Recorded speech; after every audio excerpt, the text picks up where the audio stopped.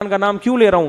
صحابہ میں سب سے زیادہ ہدف کس کو بنایا جاتا ہے؟ ان دو بزرگوں کو، حالانکہ یہ بھی ان آیتوں کا مصداق ہیں. تو حضرت معاویہ اور ابو سفیان پر کتنا تبرہ کیا جا رہا ہے آج، اس پہ خاموش نہ رہا کریں، بولا کریں. ابھی کچھ دن پہلے ایک پروگرام بہت تماشا بنا ہے اس کا، کہ حضرت حسن نے جب حضرت معاویہ کے ہاتھ پہ سلو کر لی. دیکھو حضرت علی اور حضرت معاویہ کی جو لڑائی تھی وہ ذاتی بغض کی بیس پہ نہیں تھی. اگر وہ ذاتی بغض کی بیس پہ تھی قرآن کی آیت غلط ہو جائے گی. قرآن کہہ رہا ہے رحماء بینہم، یہ آپس میں کیا ہیں؟ بولو نا، رحم دل. جو آپس میں رحم دل ہوتے ہیں ذاتی بغض کی بیس پہ نہیں لڑتے. وہ کسی چیز کو حق سمجھنے میں غلطی ہو سکتی ہے، اس بیس پہ لڑ سکتے ہیں. جنگ جمل اور جنگ صفین میں جو شہید ہوئے ہیں نا دونوں طرف کے لوگ، حضرت علی نے ان میں سے کسی ایک کو بھی منافق یا کافر قرار نہیں دیا. صحیح مستند روایات سے ثابت ہے حضرت علی کی لشکر میں جو شہید ہوئے ان کے جنازے حضرت علی نے پڑھے ہیں. شام کو ایک دوسرے کے جنازے پڑھے جا رہے ہوتے تھے. تو یہ کیسے ممکن ہے کہ یہ منافق تھے یا یہ کافر تھے اور ان کا جنازہ کون پڑھ رہا ہے؟ حضرت علی کی رائے یہ تھی. یہ غلط فہمی کا شکار ہے یہ لوگ. تو غلطی انسان سے ہو سکتی ہے، ایک چیز حق نہ ہو وہ سمجھ رہا ہو کہ حق ہے. اور جب حضرت علی کے بیٹے حضرت حسن نے حضرت معاویہ کے ہاتھ پہ بیعت کر کے اس اختلاف کو ختم کر دیا، پھر اس بیس پہ حضرت معاویہ، اور دیکھو حضرت معاویہ کے دور خلافت میں نہ حضرت حسن کبھی حضرت معاویہ کے خلاف کھڑے ہوئے اور نہ حضرت حسین. دونوں میں سے کوئی بھی حضرت معاویہ کے خلاف نہیں کھڑا ہوا، کیونکہ جن شرائط پر صلح ہوئی تھی حضرت معاویہ نے ان تمام شرائط کا لحاظ رکھا ہے. ان دونوں بزرگوں کی زندگی میں پوری زندگی خیال کیا، تبھی یہ دونوں کبھی حضرت معاویہ کے خلاف کھڑے نہیں ہوئے. تو جب ایک اختلاف ختم کر دیا نبی کے نواسے نے، تو اس کا آپ پھر اگر اس اختلاف کو ہوا دیتے ہو اور حضرت معاویہ کو برا بھلا کہتے ہو تو آپ حضرت حسن کے ماننے والے نہیں ہو. حضرت حسن کے ماننے والے حقیقت میں وہ ہیں جو حضرت حسن کو اس اختلاف کو ختم کرنے میں فالو کرتے ہیں، جو پھر ان مسائل جنگ جمل اور جنگ صفین کو اٹھا کر حضرت علی کے مخالفین پر تان و تشنیع کرتا ہے، تبرہ کرتا ہے. تو وہ حضرت حسن کے فالوورز میں سے نہیں ہے. کیونکہ حضرت حسن کی منشا تھی لڑائی کو ختم کرنا، جب کر دی تو اب آپ کیوں اٹھا رہے ہو اس بحث کو دوبارہ؟ توبہ کر لی. حضرت عمر بھی تو حضرت نبی کو قتل کرنے کے لیے نکلے تھے، لیکن جب توبہ کر لی تو اب یہ نہیں کہہ سکتے کہ عمر کا تو ارادہ قتل کا تھا اور یہ تھے اور وہ تھے. بھائی جب توبہ کر لی تو اللہ نے کیا کر دیا؟ معاف. اور حضرت معاویہ نے اتنی لڑائیاں کی ہیں، اتنا جہاد کیے، اس امت کے پر بہت بڑا احسان ہے حضرت معاویہ کا، بہت بڑا احسان ہے. حضرت معاویہ کے دور میں کسی غیر مسلم کی مجال نہیں تھی کہ کسی اسلامی حکومت کی طرف میلی آنکھ اٹھا کے دیکھ سکے وہ، کیونکہ حضرت ابو بکر نے آپ کو کمانڈر بنایا، حضرت عمر نے آپ کو امیر بنایا، تو یہ جانتے تھے آپ کی صلاحیتوں کو. تو ایک اجتہادی خطا ہے، وہ یہ سمجھتے تھے کہ حضرت عثمان کے قاتلوں کا انتقام جب تک نہ لیا جائے اس وقت تک میں علی کی خلافت کو تسلیم نہیں کروں گا. ان کا مقصد حضرت علی سے اختلاف نہیں، حکومت پہ دباؤ ڈال کے مطالبہ منوانا. اس میں حضرت معاویہ سے ہم مانتے ہیں کہ غلطی ہوئی ہے، لیکن یہ غلطی نفسانی خواہش کی بیس پہ نہیں تھی. اس غلطی یہ اجتہادی تھی. امی عائشہ سے بھی یہ اجتہادی غلطی ہوئی، وہ جنگ جمل میں حضرت معاویہ کے ساتھ تھیں. تو حالانکہ اس میں بھی ہم حضرت علی کو ٹھیک کہتے ہیں اور امی عائشہ کو کہتے ہیں کہ آپ سے اجتہادی غلطی، لیکن اس اجتہادی غلطی کی بیس پر امی عائشہ پہ اگر کوئی انگلی اٹھاتا ہے تو اس سے بڑا بدبخت دنیا میں کوئی نہیں. جنگ جمل کو جمل کیوں کہتے ہیں؟ جمل اونٹ پہ امی عائشہ بیٹھی تھی، حضرت علی کے مقابلے میں تھی وہ. تو یہ اختلاف شیطان نے ڈلوا دیے اور اللہ نے ہمیں بتانا تھا کہ اختلاف میں بھی کیا کرنا ہے تم نے. اور آج جو ہم نے آیتیں پڑھی ہیں اس میں قرآن کیا کہہ رہا ہے؟ وَإِن طَائِفَتَانِ مِنَ الْمُؤْمِنِينَ اقْتَتَلُوا، مسلمانوں کی دو جماعتیں اگر آپس میں لڑ پڑیں تو ان کے درمیان صلح کرواؤ. اس میں اللہ نے بتا دیا کہ ایسا پاسبل ہے، دونوں طرف نیک پرہیزگار مسلمان ہو اور غلط فہمیوں کی بیس پر ان میں کیا ہو جائے؟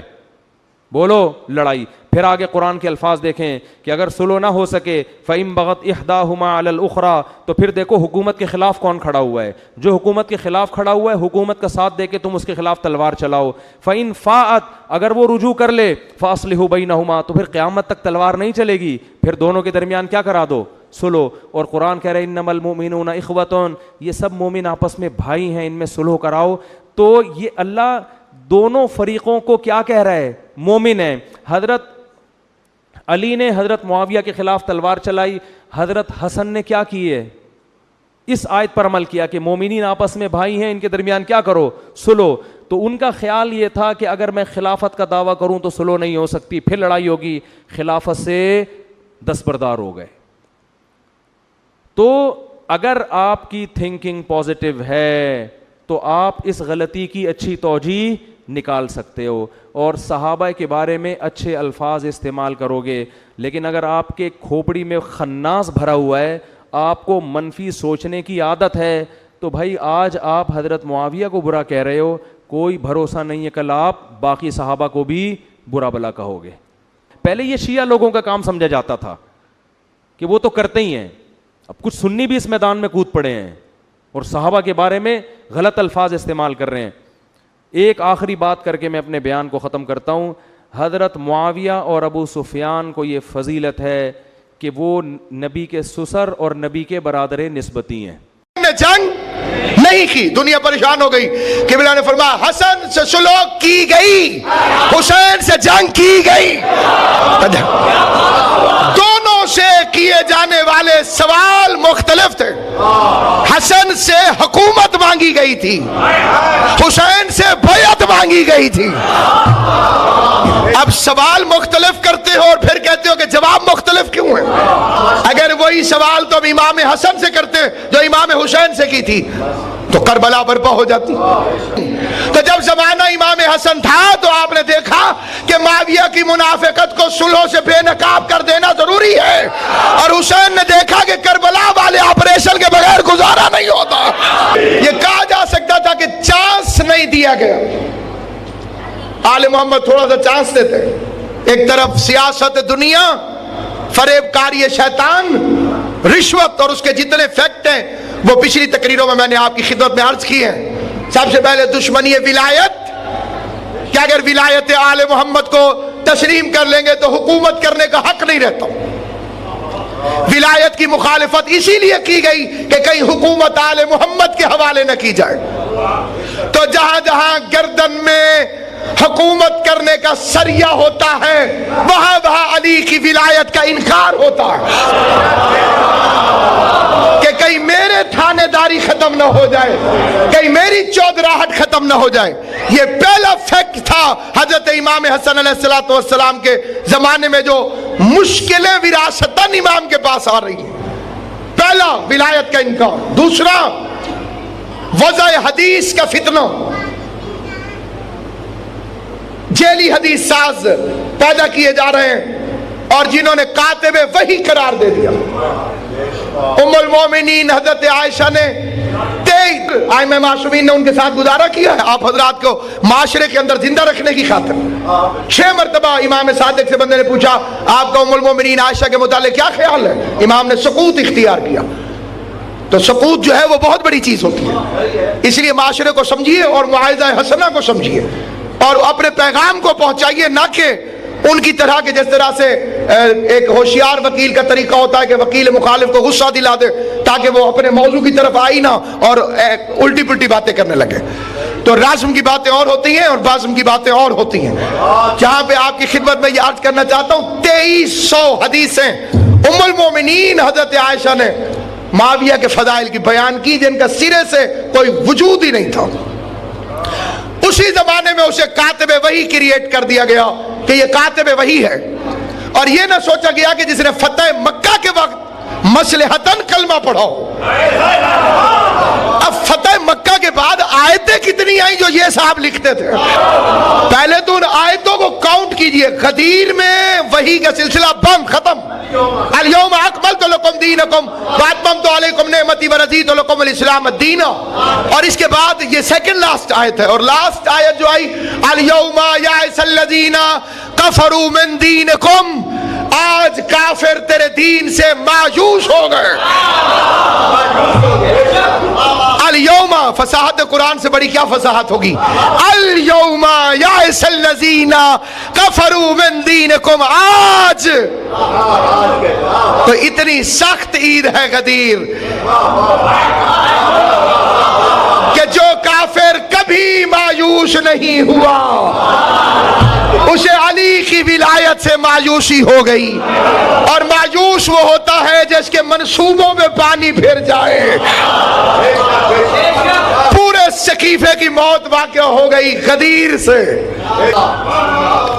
लुगत अरब के लिहाज से अगर हुसैन को बड़ा किया जाए तो हसन बनता है, और हसन को छोटा किया जाए तो हुसैन बनता है। और जो मेरे भाई ने शेर रुबाई पढ़ी है तो हज़रत नसीम अमरोही को सुनिए, वो फरमाते हैं हसन भी हुज्जत हक हैं, ये एतमाद रहे। हुसैन छोटे हसन है, ये बात याद रहे। तो ये फितना शुरू हो गया। और उसके बाद पूरी जिम्मेदारी से फिर कहता हूं, सिर्फ अहले सुन्नत नहीं, अहले हदीस उलमा की किताबों की भी जिम्मेदारी से, कि उम्मुल मोमिनीन बीबी आयशा ने आखिरी उम्र में इमाम हसन से पर्दा करना शुरू कर दिया। मौला अली का नाम नहीं लेती थी। उनकी रिवायतें सही बुखारी में मौजूद हैं कि जब मैं वहां पे गई तो वहां पे वो साहब थे, वो साहब थे, वो साहब थे, मुगैरा बिन शोबा था, मोहम्मद इब्ने असलमा था, और एक वो और शख्स बैठा हुआ था। तो फिर बाद में रावी कहता, मैंने अपने बाप से पूछा कि वो और शख्स कौन है, तो उसने कहा वो अली है, ये उनका नाम नहीं लेना चाहती। तो सामईन किराम कद्र, एक ऐसा दौर कि खुद हजरत उस्मान की शान में इतनी हदीसें, 1 दिरहम के बदले में 1 हदीस और 5 दिरहम के बदले में 2 हदीसें, इतनी हदीसें हो गई कि खुद फिरौन शाम परेशान हो गया कि ये बहुत ज्यादा हो गई हैं, इन्हें कुछ कम कीजिए। कम की तो फिर अभी भी ज्यादा है। तो अमर इब्न अल-आस ने कहा कि थोड़ी सी हदीसें हजरत अबू बकर और हजरत उमर के लिए भी बनवा लें, बैलेंस हो जाएगा थोड़ा सा। और उसके बाद सबसे अहम फैक्ट जो अली के पास हुकूमत आई, माशरा रसूल के बाद 3 अंधेरों के गैप में पड़ चुका था। और फिर तीसरे दौर, उसमें रिश्वत अरूज पर। और अब आ गया एक ऐसा इंसान, पहला आर्डर अमीरुल मोमिनीन का, पहला जो सरकारी तौर पर अमीरुल मोमिनीन ने पहला हुक्म जारी किया जाहिरी सरकारी तौर पर, वो ये था कि मैं मुआविया को माजूल करता हूं, जिसे एक पूरी साजिश के तहत शाम के स्याह और सफेद का मालिक बनाया गया था। क्योंकि उसे गवर्नर बनाने वाला मुसलमानों का दूसरा खलीफा अच्छी तरह से जानता था कि ये अहले बैत से टक्कर लेने में किसी किस्म की कोई रियायत नहीं करता, और उसे इस्लाम से इंतकाम भी लेना था, इस्लाम से इंतकाम दोनों तरफ से। तब उसे स्याह और सफेद का मालिक बना दिया गया। 20 साल तक उसने 1 रुपया टैक्स का सरकारी हुकूमत को नहीं भेजा, मरकजी हुकूमत को नहीं भेजा। दूसरे दौर खिलाफत में मांगा नहीं गया। तीसरे दौर खिलाफत में वो अपनी हुकूमत समझता था कि बनी उमैया की हुकूमत है, और अमीरुल मोमिनीन को तस्लीम नहीं करता था। तब उस दौर के अंदर उसने एक प्रोपेगेंडा मुहिम चलाई, जिसके मुतालिक कल मैंने इशारा किया था, काफिलों को लूट लेते नकाब पोश डाकू, और जब लूट लेते तो उनमें से एक खुदा न खास्ता नकले कुफ्र न बाजत भड़के मार के कहता, मैं हूं अबू तालिब का बेटा अली। अब जो लुटा हुआ है उसकी कैफियत आप समझते हैं। और लूटने वाला नकाब पहन के उसके सामने कहे मैं अली हूं, और अगले दिन हुकूमत उसका नुकसान पूरा कर दे, तो लोग तो जाहिरन अली के दुश्मन बनेंगे, और लोग जाहिरन अमीर फिरौन शाम की गोद में जाकर बैठेंगे। बच्चों से बकरियां छीन लेनी और माओं को बच्चों से जुदा कर देना और कहना कि ये सब अली करके गए, और फिर ऐसे ऐसे जलसे मुनक्किद करना, और बराह रास्त दरबार के अंदर अमीर के खिलाफ तकरीरें। ये पहले का शाम है, और जब अमीरुल मोमिनीन के बाद का शाम आएगा इमाम हसन के दौर का, तो उसमें तो बराह रास्त अमीरुल मोमिनीन पे तबर्रा होता रहा। और यही वो फिक्रा है कि एक बुजुर्ग अहले सुन्नत ने लिखा कि अब सिर्फ आप तबर्रा दिल में करते रहिए क्योंकि वक्त बड़ा थोड़ा रह गया और बातें ज्यादा करनी है। कल इस मौजू की आखिरी तकरीर है। एक बुजुर्ग ने लिखा कि अल्लाह हजरत उमर बिन अब्दुल अजीज पर रहमत करे, उसने अली पे तबर्रा बंद कराया। میں نے کہا یہ آپ کا عین انصاف ہے، لیکن آپ تھوڑا سا انصاف اور کر لیں کہ عمر ابن عبدالعزیز پہ اللہ رحمت کرے، اس نے علی پہ تبرہ بند کرایا، اور اللہ اس پر لعنت کرے جس نے علی پر جمعے کے خطبے میں تبرہ شروع کرایا۔ جب بند کرانے والا رحمت کا حقدار ہو سکتا ہے تو شروع کرانے والا لعنت کا حقدار کیوں نہیں ہو سکتا؟ اور یہی وجہ ہے کہ جب ظاہری حکومت پر امیر تشریف فرما ہوئے، فرسٹ آرڈر، پہلا حکم، معاویہ کو معزول کرتا ہوں۔ بڑے قریبی اور بڑے مخلص ساتھیوں نے مشورہ دیا، مولا اتنا فاسٹ نہیں، اتنا تیزی سے نہیں چلیے، ذرا آرام سے۔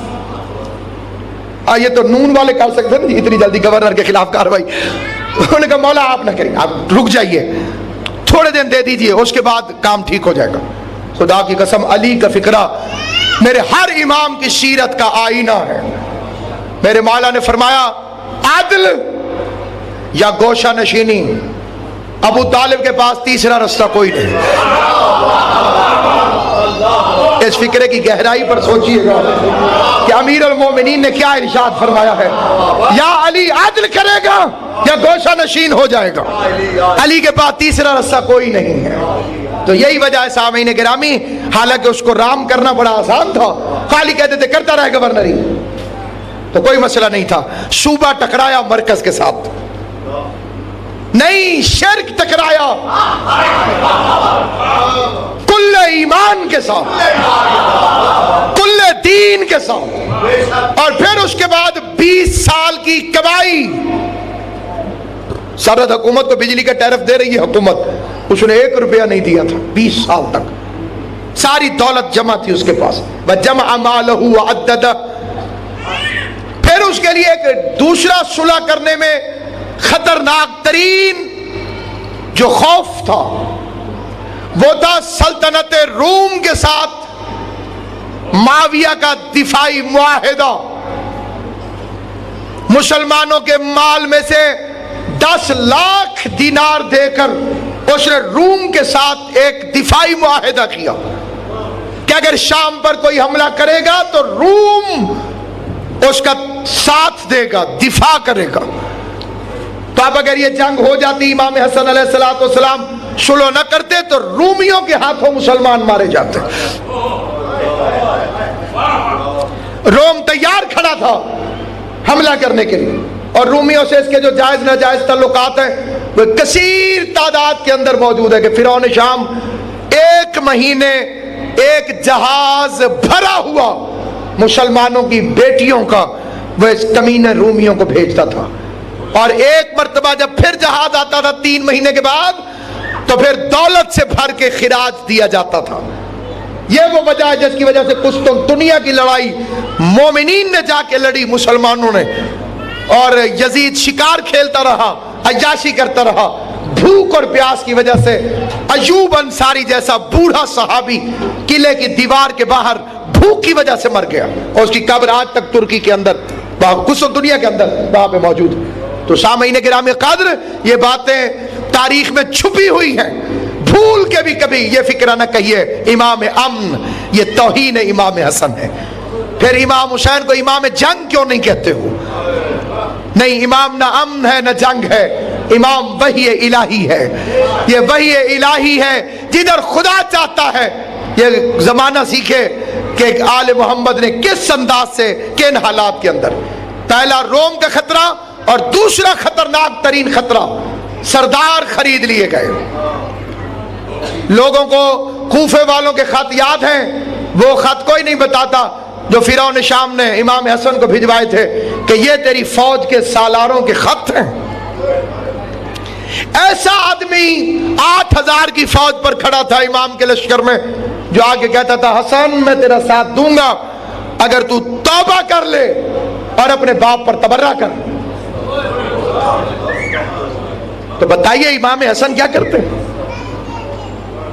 رات کے وقت جب ایک بندے نے آگے کہا السلام علیکہ یا عزل المومنین، مخلص تھا، فکرہ سخت پڑھا اس نے، خدا اس کے معاملے کو معاف کرے۔ اگلے فکرے بتاتے ہیں کہ امام اس سے راضی رہے، اس کے ان فکروں سے ناراض نہیں ہوئے۔ کیونکہ لوگ ظاہری حالت کو دیکھتے ہیں، ظاہر ہے کہ امام نہیں تھے. مومنوں کو ذلیل کرانے والا امیر میرا سلام.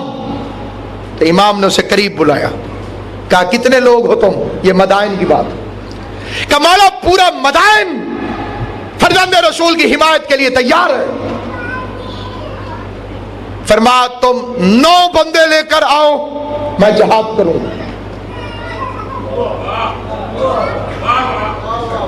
کیسے پتا چلے گا یہ 9 بندے مخلص ہیں؟ امام نے فرمایا ان سے کہنا کہ گنجے ہو کے آئیں گے. یہ بال کٹوانے کا جو عمل ہے ذیشان صاحب، اس سے بندے کا اصلی پتہ چلتا ہے کہ حقیقی اطاعت کرتا ہے کہ نہیں. اور اللہ نے یہی کام کیا حج کے موقع پر. پلے پلائے پیارے بال کٹوا دو اس کی راہ میں.